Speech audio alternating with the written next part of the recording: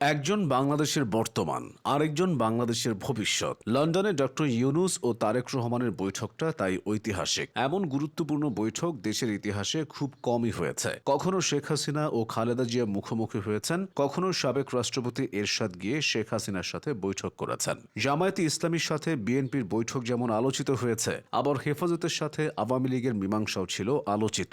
বাংলাদেশের ইতিহাসে কিছু গুরুত্বপূর্ণ বৈঠক সম্পর্কে জেনে নেওয়া যাক। দীর্ঘ আন্দোলনে 1990 সালের 6 ডিসেম্বর এরশাদের পতনের পর শেখ হাসিনা ও খালেদা জিয়া এভাবেই এক সোফায় বসেছিলেন, যেখানে তাদেরকে হাস্যোজ্জ্বলভাবে কথা বলতে দেখা গিয়েছিল।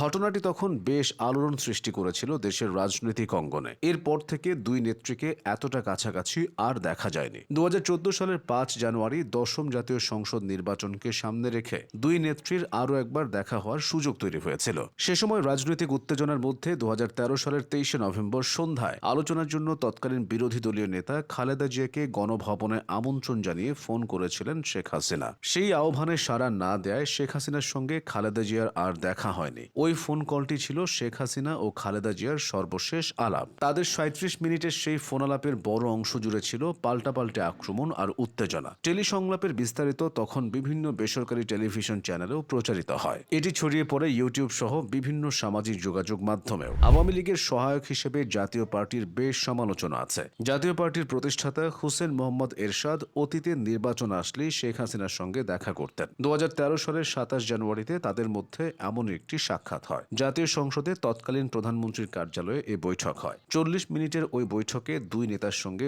অন্য কেউ ছিলেন না। বৈঠক থেকে বের হলে সাংবাদিকদের প্রশ্নের জবাবে এইচ.এম. এরশাদ বলেছিলেন, সৌজন্য সাক্ষাৎ করতে এসেছিলাম, অনেকদিন দেখা হয় না, কথা হয় না, দেখা করলাম, কথা বললাম। আর আলোচনায় শেখ হাসিনা তৎকালীন গাজীপুর সিটি কর্পোরেশন নির্বাচনে আওয়ামী লীগ সমর্থিত প্রার্থীর পক্ষে এরশাদের সর্বাত্মক সমর্থন চেয়েছিলেন। 2017 সালে হেফাজতে ইসলামের আমির শাহ আহমেদ শফি ও শেখ হাসিনার বৈঠকটিও বেশ আলোড়ন সৃষ্টি করেছিল। সে বছর 11 এপ্রিল শেখ হাসিনার আহ্বানে বৈঠকে যোগ দিতে গণভবনে যান শাহ আহমদ শফি। তার সঙ্গে ছিলেন প্রায় 300 জন আলেম। বৈঠকে কওমি আলেমদের উপস্থিতিতে আনুষ্ঠানিকভাবে কওমি মাদ্রাসার সনদের স্বীকৃতির বিষয়ে আলোচনা হয়। এরপর সরকার কওমি মাদ্রাসার দাওরায়ে হাদিসের সনদকে মাস্টার্সের সমমান প্রদান করে। এর কৃতজ্ঞতা স্বরূপ শেখ হাসিনাকে কওমি জননী উপাধি দেন মাওলানা মুফতি রুহুল আমিন। এরপর হেফাজতের সাথে আওয়ামী লীগের ঘনিষ্ঠতাও বাড়ে। জামায়াতে ইসলামীর সাথে অতীতে বিএনপির সুসম্পর্ক দেখা গেছে, তবে বর্তমানে সে সম্পর্কে ফাটল স্পষ্ট।